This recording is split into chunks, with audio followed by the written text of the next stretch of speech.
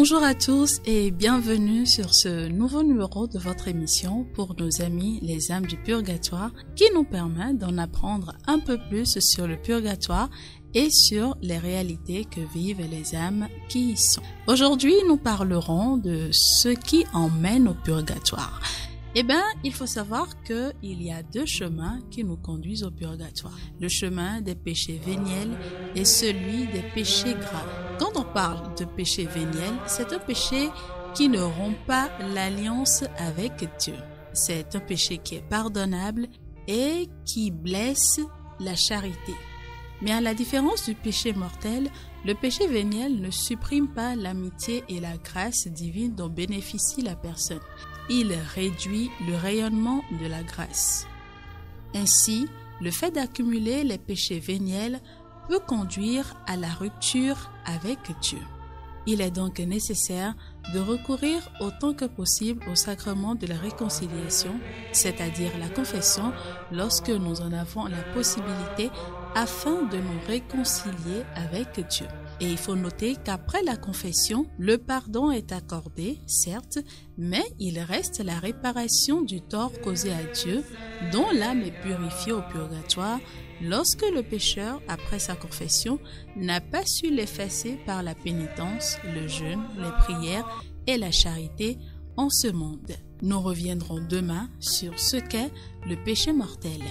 En attendant, veillons à garder et à entretenir l'amitié avec Dieu par notre vie et par nos actes.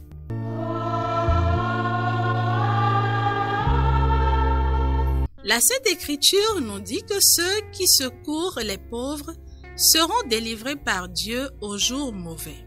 L'Église, dans l'office des morts, applique ces paroles à ceux qui soulagent les âmes du purgatoire.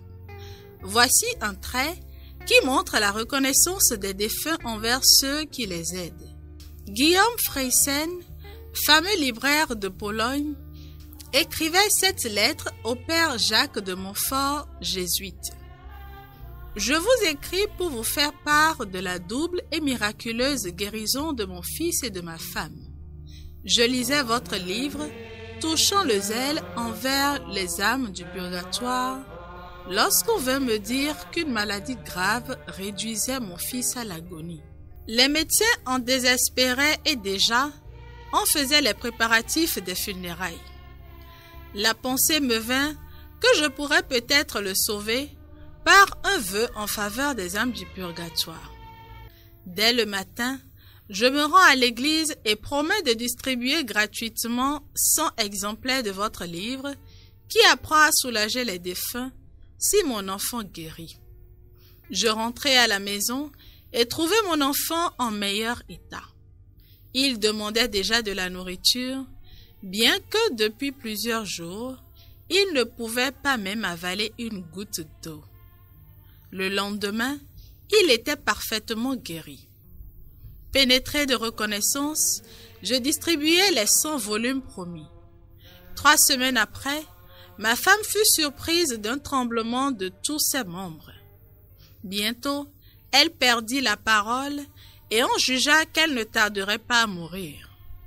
Alors, je retournai à la même église et fis le vœu cette fois de distribuer 200 exemplaires du même livre afin de répandre par lui la dévotion aux âmes du purgatoire en plus de personnes.